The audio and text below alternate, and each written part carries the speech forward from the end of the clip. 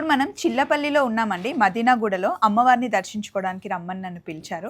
ఎలాగో వస్తున్నాను కదా అని షాప్లో ఉన్న వాళ్ళకి కుబేర కుంకుమని తీసుకొచ్చాను. డిస్ట్రిబ్యూషన్ ఇక్కడ నుండే స్టార్ట్ అవుతుంది.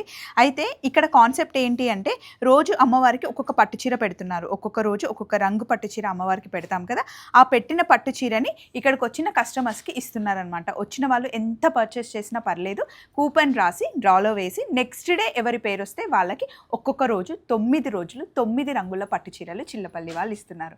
చాలా సంతోషకరమైన విషయం కదా. అలాగే కుబేర కుంకుమ ఇవ్వడం కూడా ఇక్కడ నుండే ప్రారంభిస్తున్నాను అనమాట. మన వాళ్ళందరూ రెడీగా ఉన్నారు, ఇచ్చేద్దాం.